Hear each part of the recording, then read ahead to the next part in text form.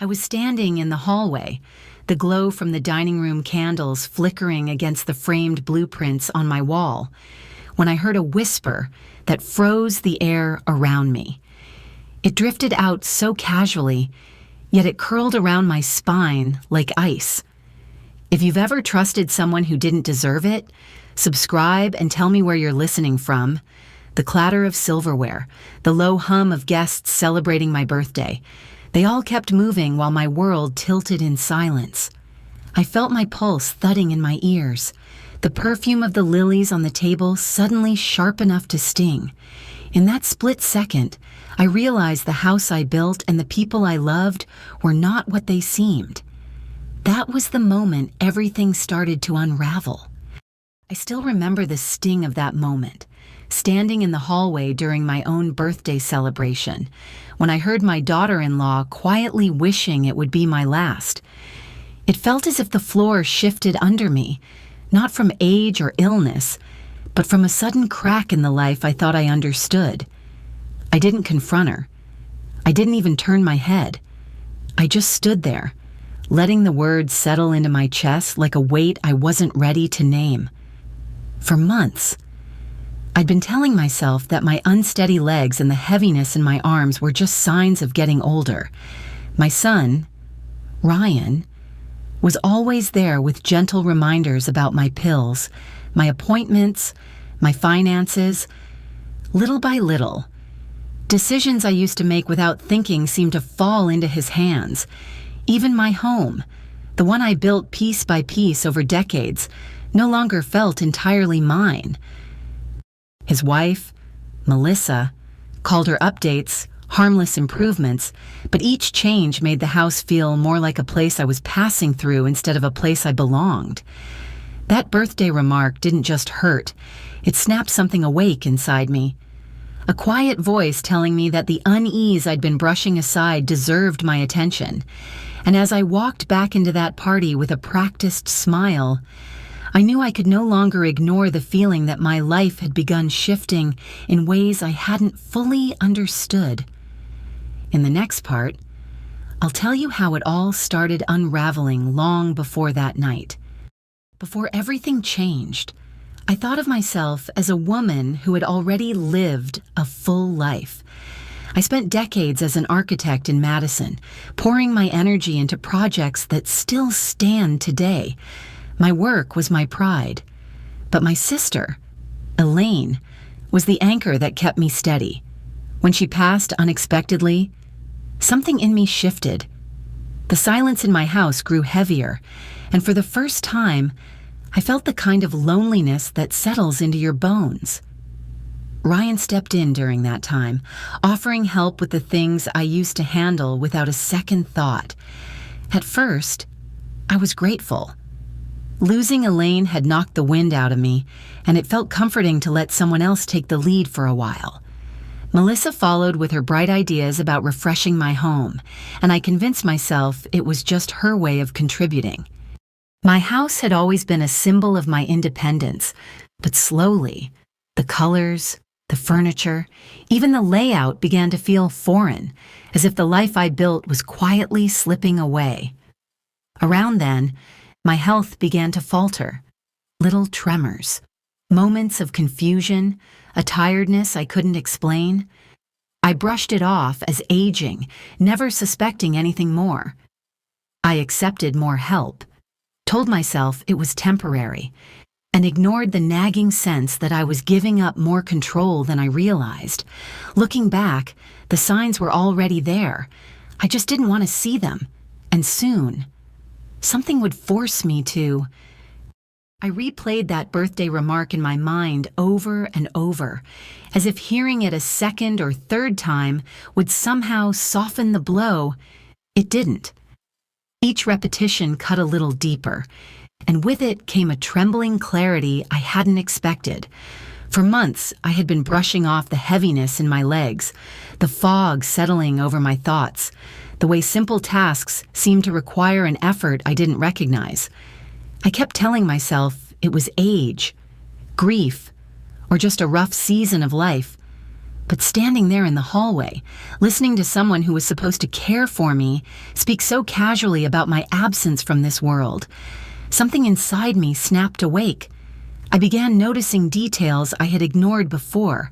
How Ryan always appeared at the exact moment I needed my pills, how he insisted on organizing the bottles, how he urged me to stop seeing the doctor I'd trusted for decades. I remembered the confusion that set in after each updated prescription, and the strange reassurance he offered whenever I questioned my own judgment. At the time, I thought it was kindness. Looking back, it felt more like a net tightening around me. As the truth crept in, fear settled in my stomach.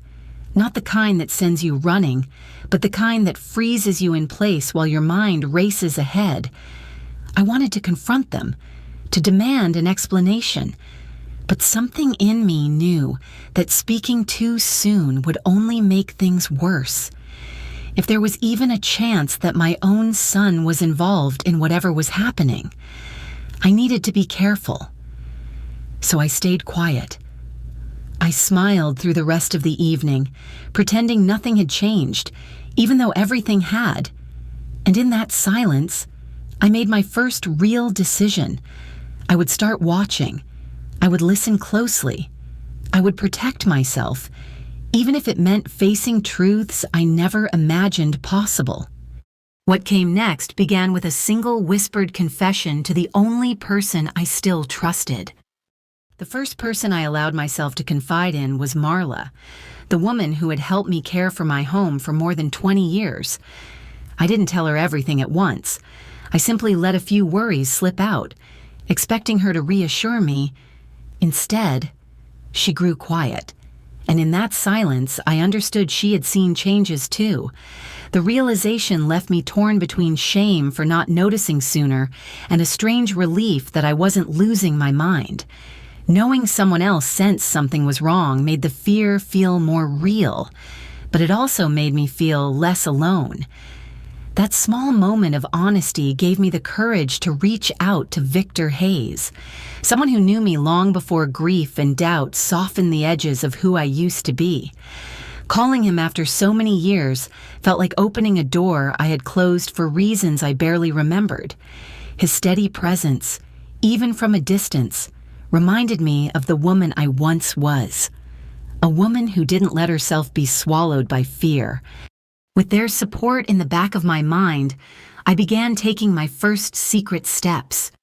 The hardest was pretending to swallow the pills Ryan handed me, letting them rest under my tongue until I had a chance to hide them.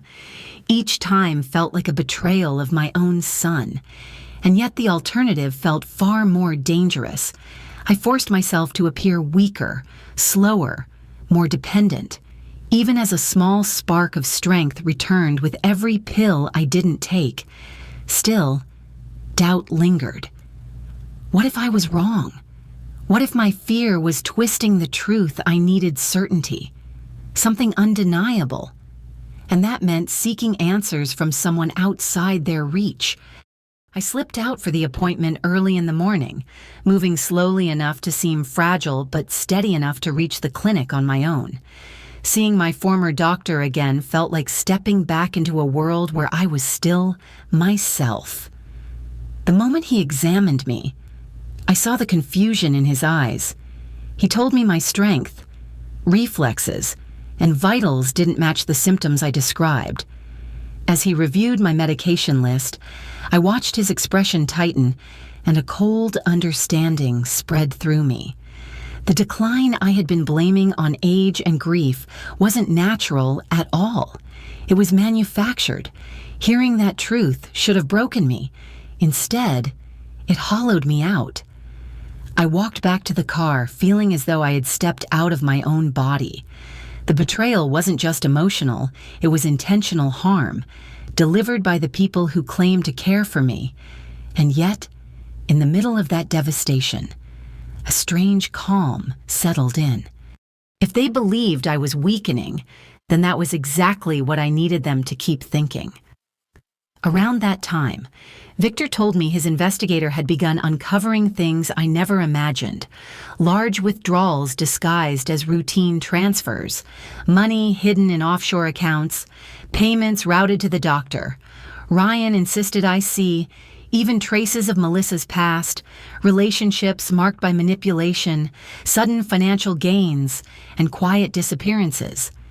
It became painfully clear that this wasn't a moment of poor judgment or desperation. It was a pattern, a coordinated effort that I had unknowingly stepped into. That realization marked a turning point. Fear gave way to focus. Confusion hardened into strategy. I understood then that survival meant patience, precision, and silence. If I wanted the truth to come out, I would need to gather undeniable evidence, piece by piece, without letting a single crack show in the role they expected me to play. And with that clarity, I began building the plan that would bring everything into the light. The moment I understood the truth, something inside me shifted from pure survival into strategy. It reminded me of the early days of my career in architecture, when a blank page meant possibility rather than fear. I approached my situation the same way I once approached a complex design, by breaking the chaos into pieces I could control. I started collecting the pills I pretended to take, storing them in a small tin hidden behind a loose panel in the pantry. Each one felt like a quiet victory, a record of what they thought they were doing to me. With the same familiarity I once used to tuck wiring or structural supports into unseen corners of a building, I began installing small surveillance devices in places only the architect of the house would know: behind molding, inside airflow grates, along beams no one else paid attention to. I documented every pattern, every change in tone, every moment that hinted at their intentions. It was methodical work, almost soothing in its precision. During this time, I felt myself returning.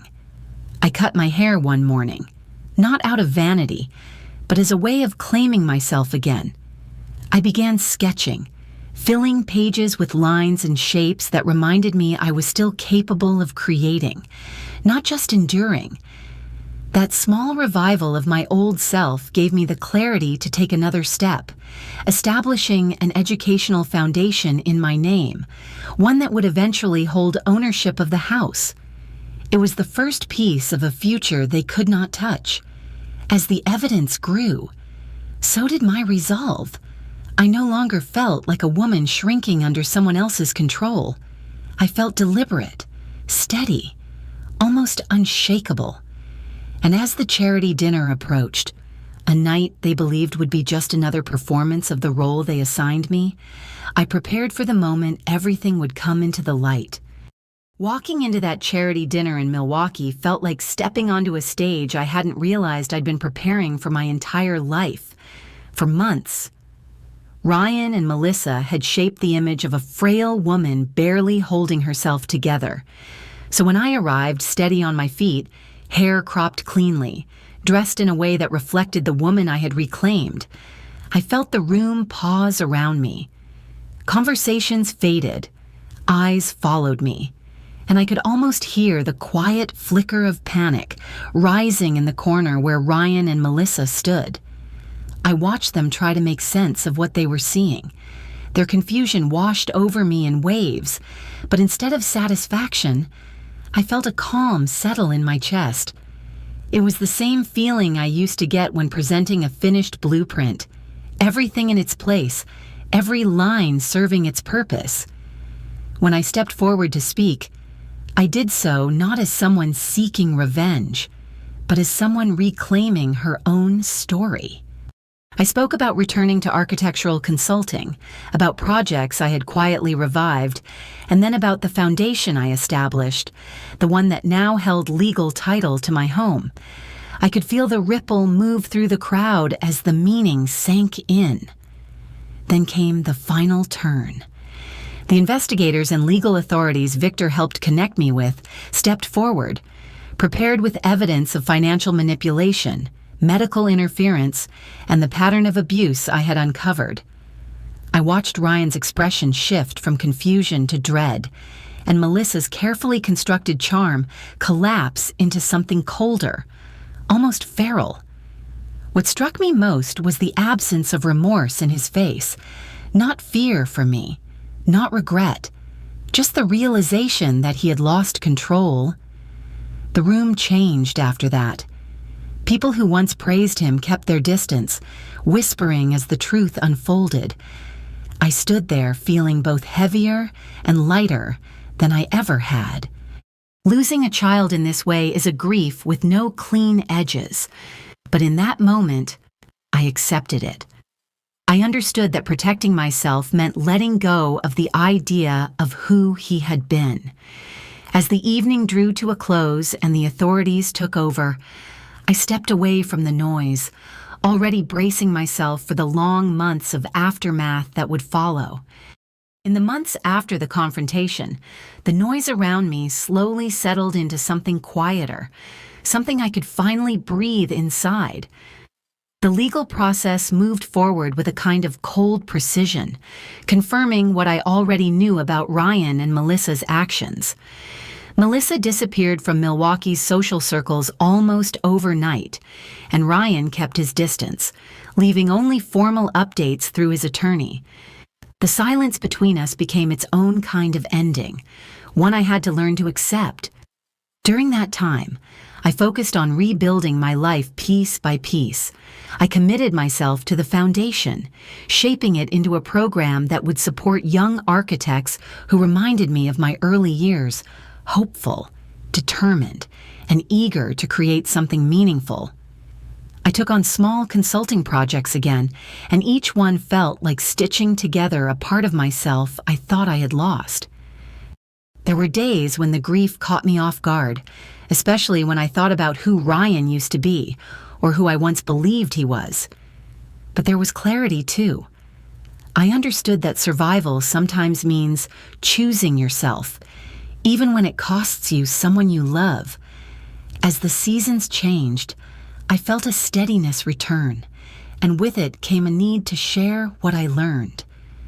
Strength, I've learned, often grows quietly in the moments we fear we're breaking.